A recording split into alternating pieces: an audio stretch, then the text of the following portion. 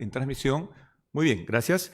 Voy a acompañar en esta mesa al doctor Renato Valderrama, quien nos ofrecerá una conferencia magistral que lleva por nombre Del ascenso económico al liderazgo e innovación, la base de la nueva política industrial de Corea del Sur. Antes, unas noticias del doctor Valderrama, internacionalista por el Tecnológico de Monterrey, cursó estudios de posgrado en el CIDE, en políticas públicas y en el Centro de Estudios de Asia y África del Colegio de México. Asimismo, realizó estudios en ciencias sociales a nivel doctoral en el Tecnológico de Monterrey y actualmente es docente investigador sobre Asia Oriental en el Centro de Investigación y Docencia Económicas CIDE en Ciudad de México. Estimado amigo Renato Valderrama, tiene usted la palabra. Pues muchas gracias, buenas noches. De entrada, en verdad, muy agradecido por esta invitación, pues a los que organizan y evidentemente al líder del proyecto, mi querido amigo Ricardo Sumalabia.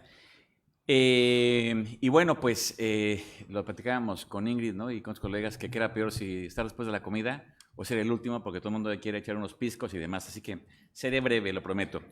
Será indoloro, pero sabor estos minutitos.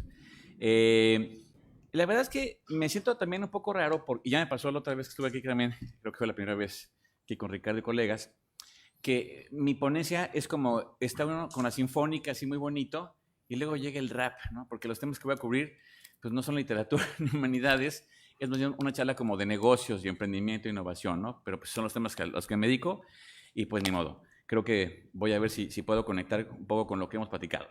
Bueno, dicho esto, déjenme les platico, por ahí se mencionó, ¿no? De las experiencias de uno, ¿no? Que al final lo marcan y pues, es a lo que lo lleva uno, lo motiva a dirigir sus investigaciones y demás. Bueno, yo durante algún tiempo también fui directivo en el TEC de Monterrey y particularmente me tocó dirigir varios proyectos. Uno de ellos fue el Global MBA, que implicaba hacer misiones, viajes académicos a Asia y particularmente a Corea. Durante mi tiempo ahí, pues no sé, llegué a ir como unas 15 veces a Corea, llevando sobre todo empresarios, CEOs de Latinoamérica a Corea. Y entonces, una de las agendas que me pidieron fue pues tratar de tener, digamos, una aproximación a cómo estaba funcionando el ecosistema de innovación de emprendimiento en Corea.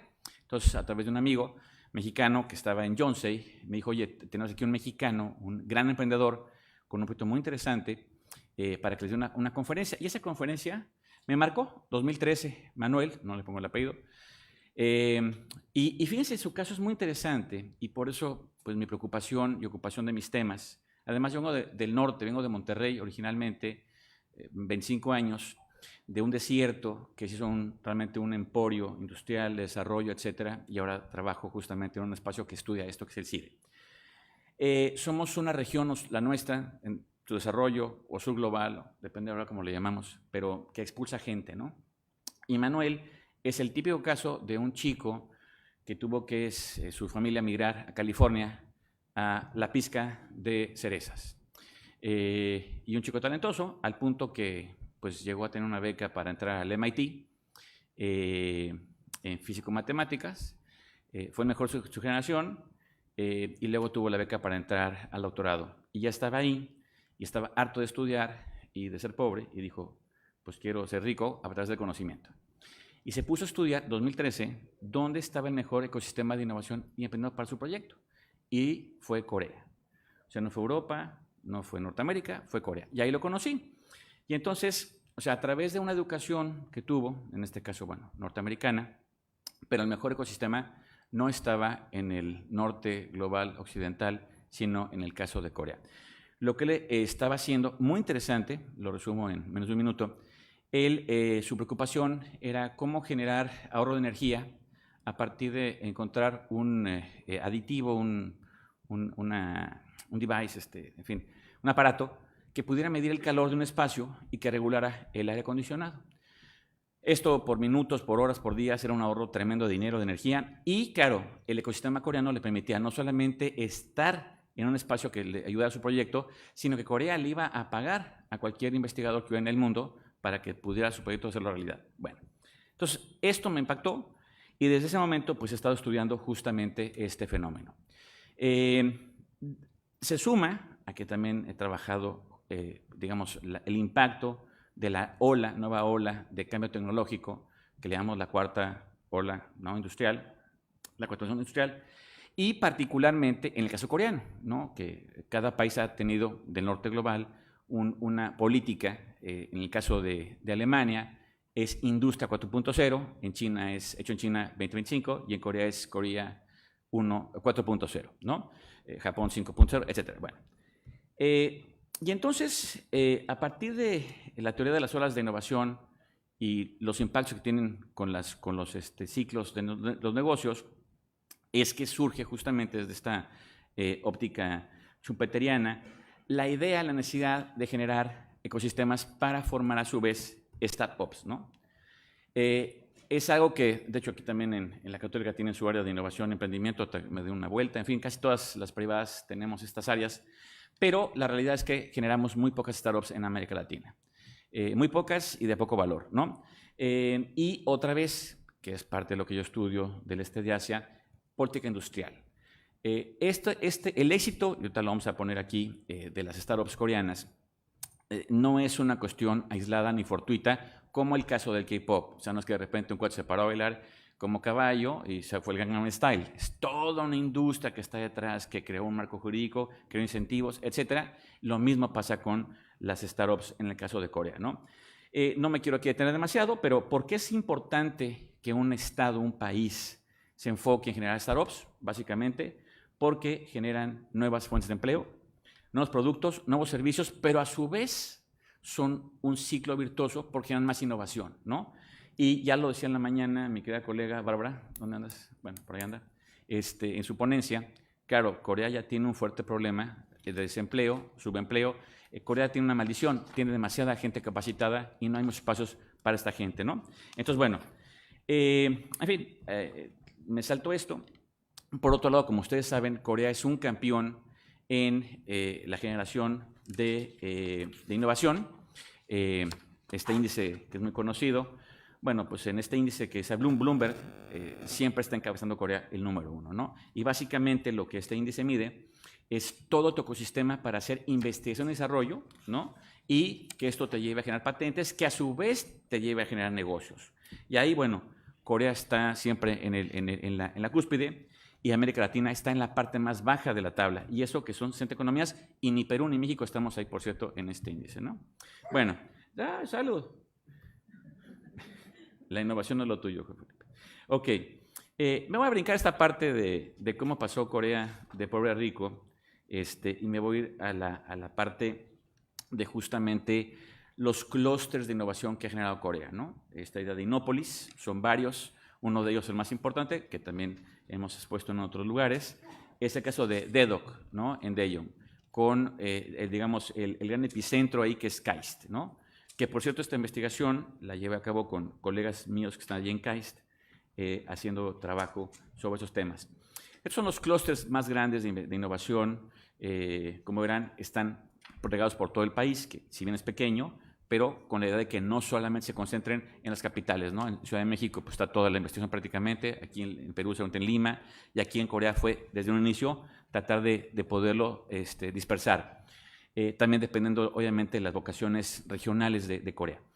En pocas palabras, aquí lo que quiero comentar es que, claro, un Estado le cuesta mucho dinero invertir en investigación y desarrollo, pero Corea lo que ha demostrado ya para esta década es que todo lo que ha invertido en dólares de ahora lo ha recuperado, ¿no? Entonces, no solamente recuperó la inversión que hizo, sino que puso a Corea en el estado del arte, de la innovación, y luego ahora lo está aplicando a las empresas incubadas de base tecnológica, ¿no? Y esto es muy importante. De hecho, por ejemplo, KAIST, que ha costado pues, prácticamente, yo creo que toda la economía de Perú, lo ha recuperado 3 veces el costo. O sea, hoy Corea puede hacer 3 KAIST nuevos, ¿no? De hecho, no solamente puede hacer 3 KAIST, sino que va a abrir 10 nodos por el mundo. Y ya abrió 2 en el sur global y 1 en el norte global.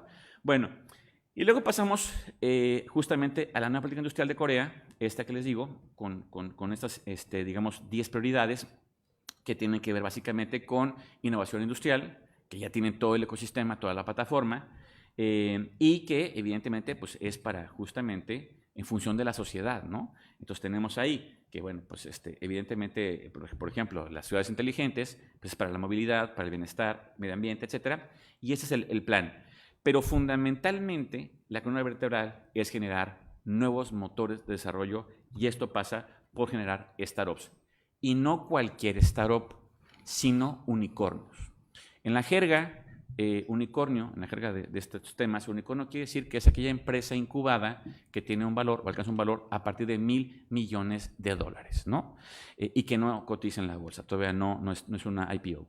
Bueno, el dato que muestra al final del día de toda esta serie de políticas públicas que se han generado para crear este ecosistema de innovación y emprendimiento en Corea es que les ha funcionado porque se dan cuenta, es muy complicado el poder generar permanentemente nuevas empresas en ese esquema y Corea lo ha mantenido con todo y pandemia, ¿no?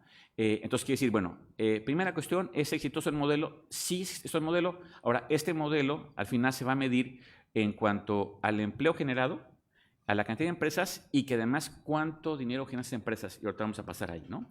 Aquí está.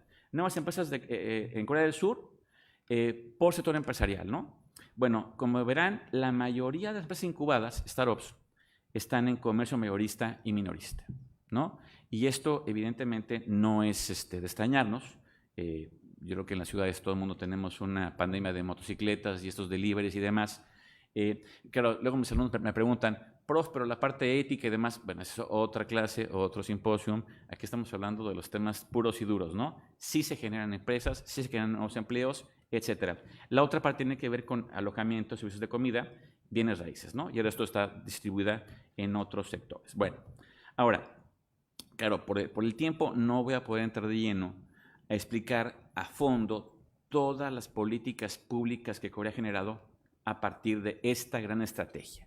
Y eso es muy importante para mí explicarlo porque, por ejemplo, a mí me tocó estar yendo a Colombia justamente durante la campaña presidencial del presidente Duque, donde Colombia le apostaba a generar una economía naranja y básicamente un gran ecosistema de innovación y emprendimiento, ¿no? Acabo de estar en Uruguay hace un mes, invitado por Corea, donde Uruguay hoy su principal proyecto es generar el gran ecosistema latinoamericano de innovación, emprendimiento y de startups, ¿no? Entonces, claro, pues siempre en este mundo de los negocios, empresarial, etcétera, uno lo que tiene que buscar son mejores prácticas, ¿no? Para ver de ahí qué se puede aprender, mediciones, metodologías, y Corea es muy importante estudiarlo, aquellos que quieren a nivel, obviamente, Estado-Nación, generar un ecosistema. Entonces tenemos el establecimiento del Ministerio de Pequeñas y Medianas Empresas y Startups. O sea, otra vez, cada vez que hacemos este ejercicio, los que estudiamos estos temas, siempre Corea nos deja con los ojos cuadrados porque siempre está trabajando desde esta visión, ¿no? Y luego, claro, a su vez, pues tiene este ministerio otras oficinas, ¿no?, dedicadas a esto. Y es un listado que no tengo tiempo de leer, pero nada más vean. Yo haciendo un mapeo, porque estoy trabajando ya en este proyecto con los colegas en Sudamérica, pues no tenemos ni la mitad sumado todos los países de agencias. Pero además cada agencia viene con dinero, ¿no? Y cómo lo trabaja, cómo lo articula. Y además son proyectos que no solamente son a nivel, obviamente, federación, no solamente en el estado, no solamente a nivel municipio, sino distrito, ¿no? Etcétera. Bueno, y de aquí nace el plan de Startup Korea. Así como Creative Korea y toda esta cuestión, Startup Korea. Y básicamente, la estrategia Startup Korea tiene 3 pilares fundamentales y uno de ellos, y también aquí lo vemos en otras industrias y en otros proyectos, es globalizar el ecosistema, ¿no? Globalizarlo en amplios sentidos. No solamente es ir hacia afuera con los productos, que es muy importante, ¿no? El mercado coreano es muy limitado, 50 millones de habitantes, poquito más, y ese además no es el mercado real, pero en fin, pero es sobre todo traer talento de fuera. Por eso Manuel, este mexicano que tuvo que emigrar a Estados Unidos, encontró el mejor ecosistema en Corea. Y eso es fundamental, ¿no? Por eso Silicon Valley de California o el Silicon Valley en Pekín, Yongwon-sun, se nutren evidentemente de los talentos, conocimientos e ideas que vienen de fuera. Súper importante, ¿no? Y para cada cosa tienen un proyecto y un subproyecto y una oficina. Es muy interesante. Y bueno, y obviamente, pues como ven al final, un monto de dinero muy importante, ¿no? Aquí en América Latina es échale ganas. Pues sí, pero pues no es tan fácil. Solidaridad, ¿no? También es parte fundamental, la segunda columna, ¿no? El Fondo Startup Corea, etcétera, enfocado también evidentemente a jóvenes. Y luego el tercer pilar es startups regionales, igualdad de oportunidades e innovación abierta. Te repito por el tiempo, y aquí el juez no me va a dejar pasarme más tiempo, pero bueno, el objetivo de este plan es aumentar el número de startups coreanas y estar en el top 100 mundial de unicornios, para luego ocupar la 5ª posición y ubicar a Corea entre los 3 principales países en materia de emprendimiento a nivel global. ¿Ven? Es una prioridad del gobierno coreano. Lo que vamos a ver es si se ha cumplido esta meta o no. Bueno, junto con esto, o en paralelo con esto, se han habilitado aceleradoras e incubadoras. Aquí pongo algunas que de hecho he visitado desde aquella época, 2013, con Manuel y estas misiones que hacía hasta hace 3 años que no regreso a Corea. Y la verdad, conozco algunos ecosistemas también aquí en América Latina. Es alucinante lo que hace Corea. Estamos en pañales en esto. Seguimos volteando solamente a Norteamérica, por lo menos hablo desde México, y no volteamos a ver lo que hace Corea en este punto, y es impresionante. De aquí pasamos a explicar o documentar 2 de los grandes proyectos incubados, 2 grandes unicornios. Uno de ellos es Coupang, ¿no? Que además entra dentro de los 2 primeros sitios que explicamos, y Coupang justamente, y como verán, 2010, el otro gran caso también va a ser en este momento, o sea, arrancando la segunda década del siglo, y cómo aquí se explica, a partir de esta gran política pública, acompañado de todo este andamiaje institucional y monetario, cómo esta empresa que fue fundada en 2010 empieza evidentemente a beneficiarse no solamente de esta política pública, sino además de otras políticas públicas que se han hecho en Corea, como por ejemplo digitalizar Corea. O sea, estas empresas no pueden funcionar si no hay internet rápido, si todo el país no comparte esto, para también los métodos de pago, etc. O sea, es toda una serie de andamiaje, ¿no? Finalmente, a 11 años de creación, en el 2021, entra ya a una OPI, a una oferta pública inicial, cotizada en $4,600 millones. Entonces, bueno, generó empleos, generó derrama de innovación, generó evidentemente una serie de proveeduría y además esta parte, ¿no? Bueno, tenemos el otro gran éxito que es Kakao. Creo que todo el mundo que se dedica a Corea o ha estado en Corea conoce muy bien Kakao.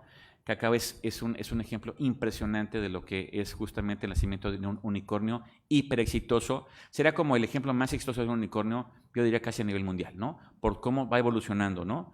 Desde prácticamente solamente la idea de ser una aplicación de mensajería móvil cuando nace, a pasar a crear juegos, videojuegos, tiendas, además de las mascotas o de los emojis de la aplicación, Kakao Taxis a movilidad, entretenimiento, banco móvil,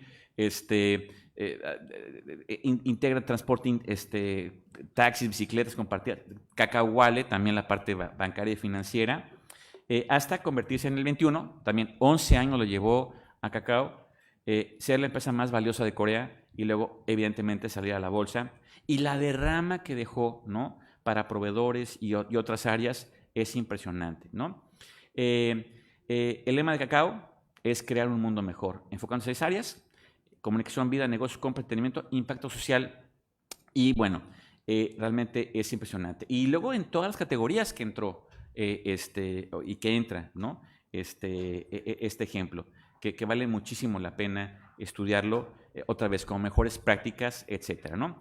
Bueno, y la otra cuestión para medir el grado de éxito de esta política de Corea es este índice que mapea los unicornios en el mundial.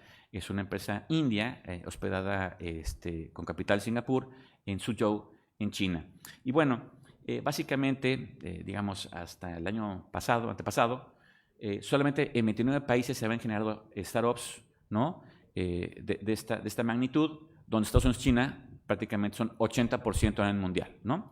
Y prácticamente, pues, las que siguen están muy lejos, ¿no? Ahorita van a ver más o menos los números.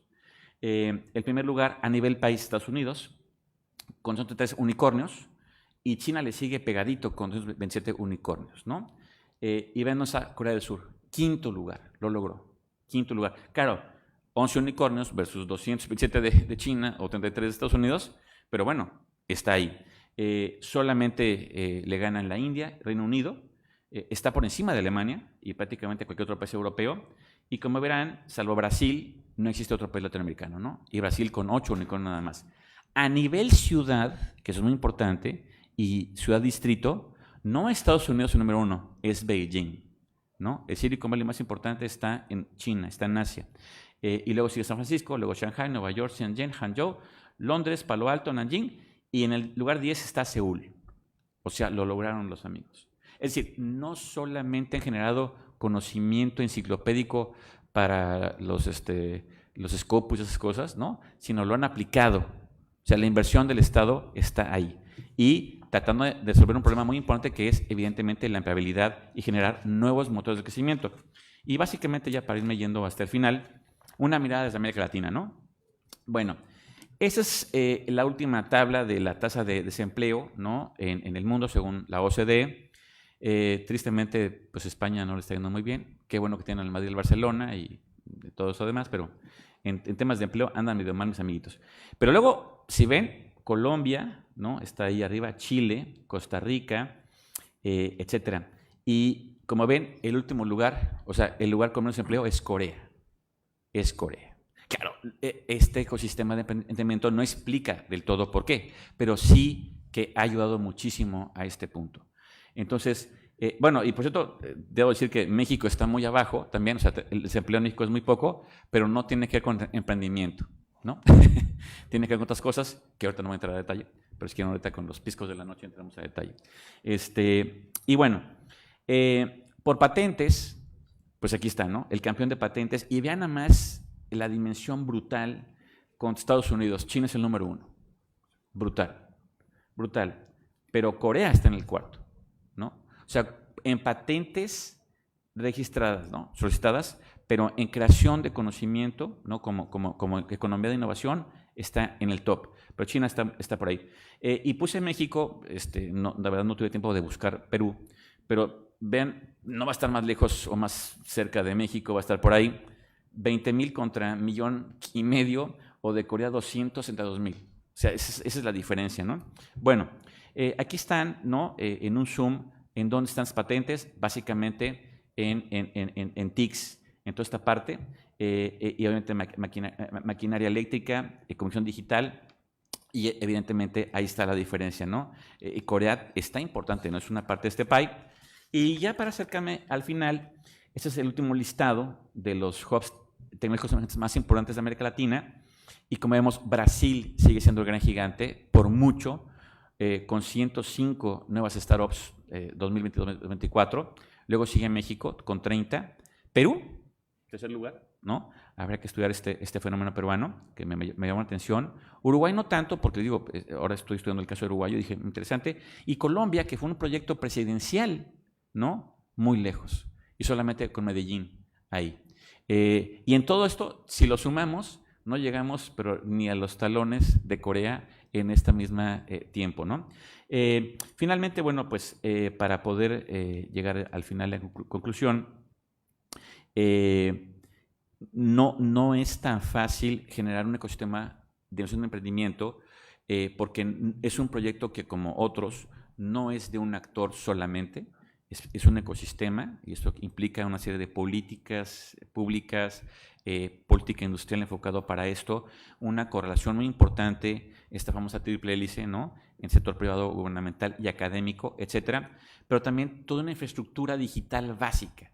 Entonces, mientras no tengamos en América Latina una infraestructura digital y una base digital, va a ser muy complicado podernos mover para allá. Y en todo caso, y esa es la conclusión a la que quiero llegar, y aquí desde este ecosistema peruano, hay que ir a Corea. Hay que ir a Corea, o sea, las agencias que se dedican a esto, para poder entender cómo hizo Corea, además de todo lo que es el K-pop y el Hallyu y la ola y todos esos éxitos que han tenido a nivel económico, también a nivel de emprendimiento. Un país tan pequeño, en el quinto lugar como plataforma para generar unicornios, y cómo se ha impactado en la creación de empleos y etcétera, ¿no? Ya le encontramos al tema filosófico si andar en moto es algo bonito, ¿no? Pero creo que es peor que estar encontrando dinero de otra manera. Muchas gracias. Bien, muchísimas gracias. Agradecemos al doctor Valderrama por su interesante ponencia y por respetar los tiempos. No ha sido posible aplicar mi ley, pero bueno, está muy bien, se agradece. Y a todos ustedes que nos han acompañado durante toda la jornada. No sé si hay alguna pregunta con respecto a la exposición del doctor Renato Valderrama, alguna consulta, o quizás esperan los piscos, ¿no? Que están anunciando los piscos sour. Aquí hay una pregunta, por favor, si le acercan el micro. Creo que después hay otra. ¿Sí? Luego hay otra, adelante.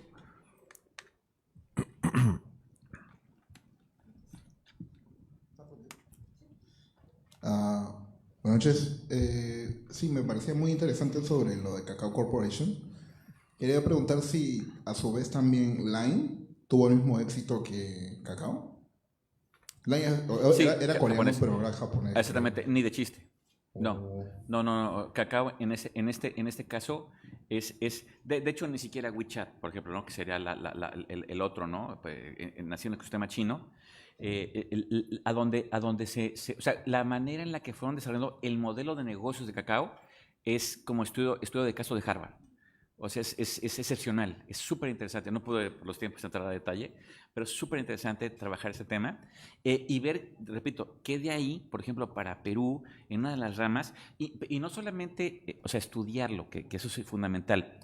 En esa ocasión que llevé a estos CEOs de Latinoamérica y que conocimos a Manuel, su historia, que fue fantástica, por cierto, el ecosistema en el que estuvimos en el hub y en la aceleradora, como es el caso coreano, enos aquí, están abiertos a compartir y cooperar con el sur global.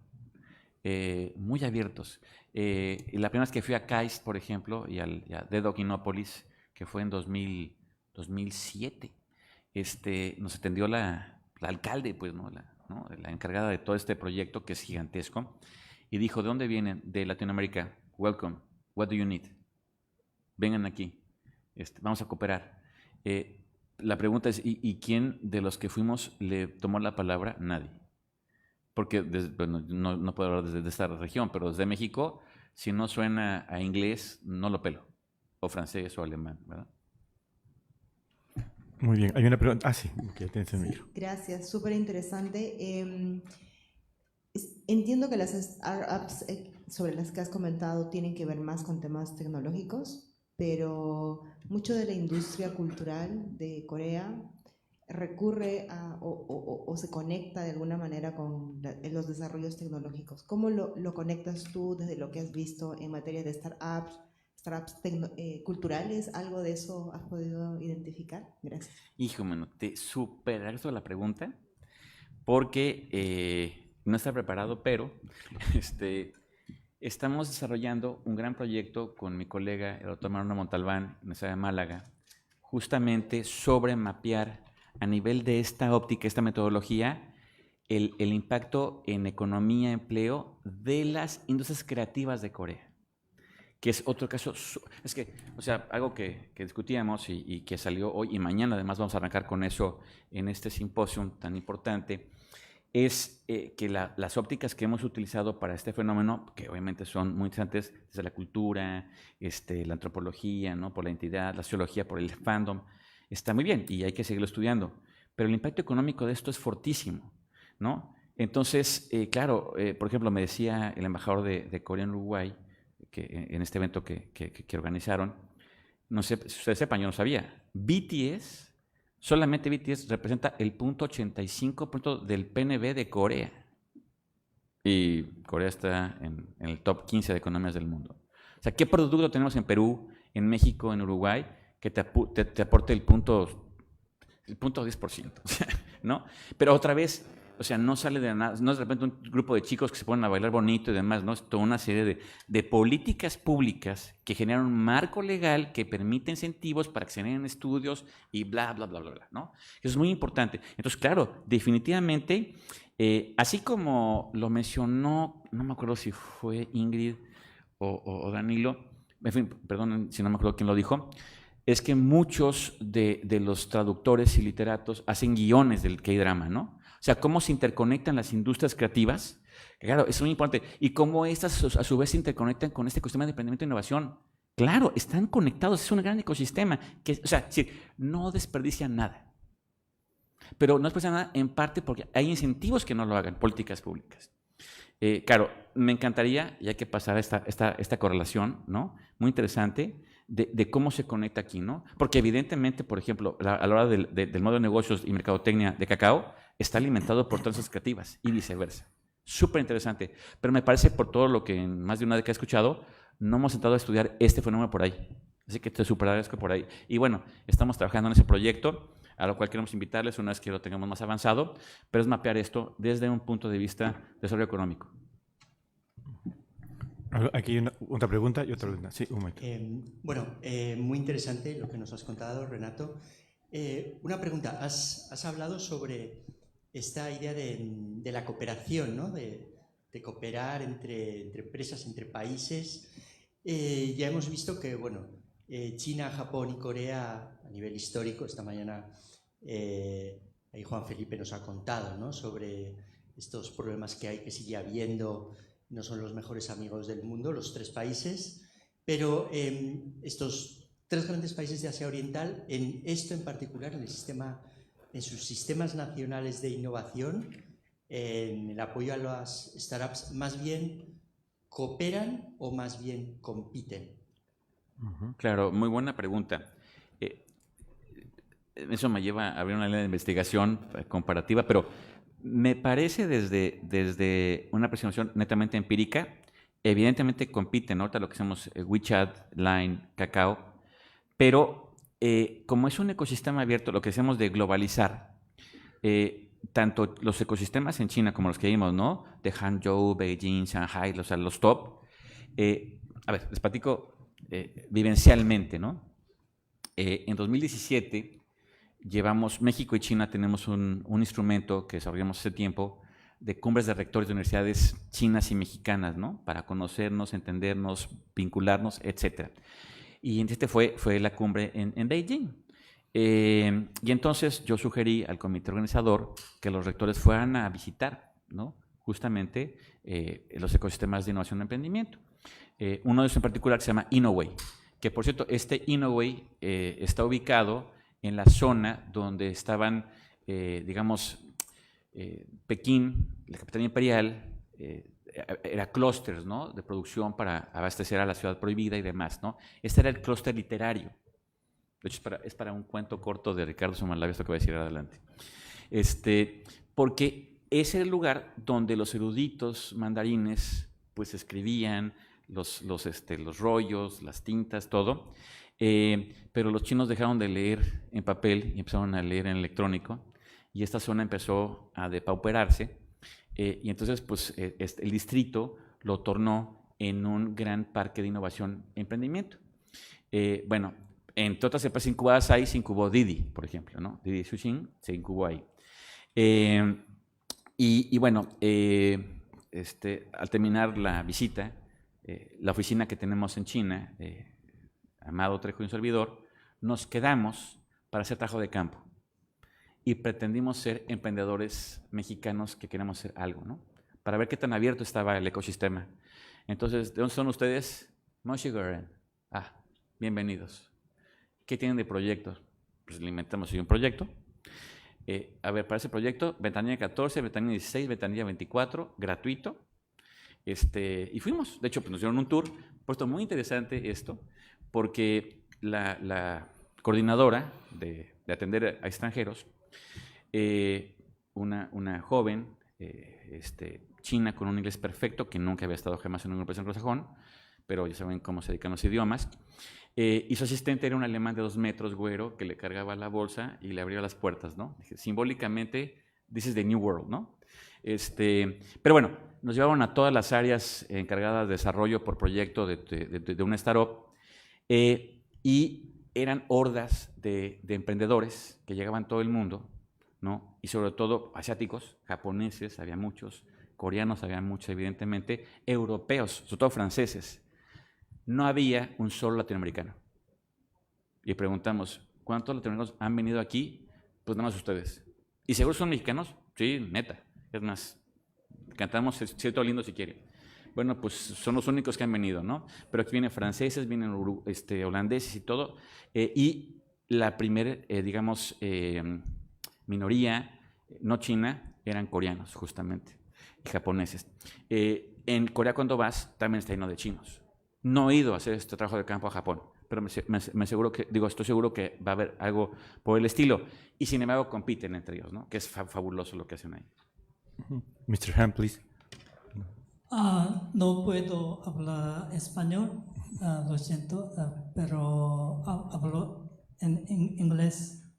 Sure, please. Go ahead, Professor. I'm very much impressed by your presentation about innovation policy in Korea.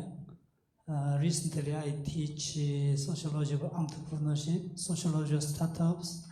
This year, sociology of AI. Or I created my course, maybe first in the world. Sure, So yes. my question is about the role of university education.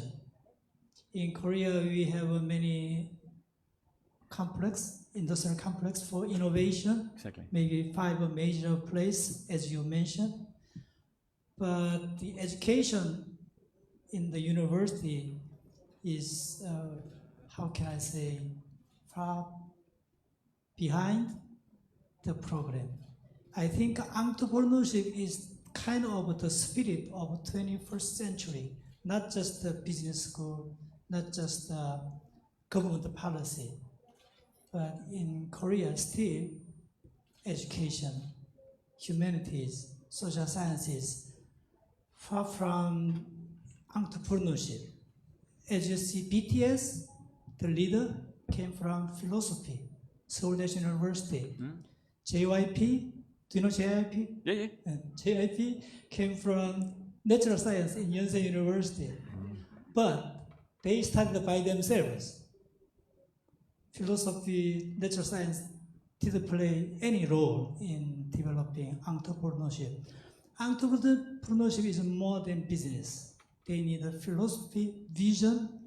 So in sociology, we say conventional entrepreneur, institutional entrepreneur, cultural entrepreneur, social entrepreneur. So I think the education should be changed. When I was young, we studied the dependence theory from Latin America. And social science is kind of an enemy of the business. It's a bad tradition. I want to ask your opinion about the relation between entrepreneurship education and or social sciences or humanities educations. So, in my opinion, the university had to change in many, many areas, not just the business education. Thank you. Professor, thank you very much for your question and, of course, for your deep explanation, and congratulations for that course. I would like to take your course, if you allow me, please. Well, you know, I totally agree. It's kind of a paradox here, because on the one hand, Korea is so strong from education in hard science, no? Mathematical thinking. But on the other hand, creativity is exactly here. How to create or combine these two fields. And Korea has been very successful in that. No? Dr. Montalban and we just talked a few minutes ago that, for example, right now, Korea is also reaching top levels in art. No? Part of these creative industries is art, modern art, creative art, but also cinema is art there. It's business and art, K-pop. So that's why I was telling that Kakao is an exceptional model, not just in a business way, but also in how they create all these areas, and besides century in the syllabus, in the way we create and we think. Not just that, but we are really dependent on the U.S. model, the norm model. We are lacking of our own thinking, no? So all of this that you said is part of what I have been thinking and try to to make my students to think about. So thank you very much for your comment, professor. Muchas gracias. Thank you very much. Bueno, de esta manera cerramos esta primera jornada del primer simposio internacional de estudios coreanos, sin antes pedirles un aplauso a todos los participantes del día de hoy y de mañana también.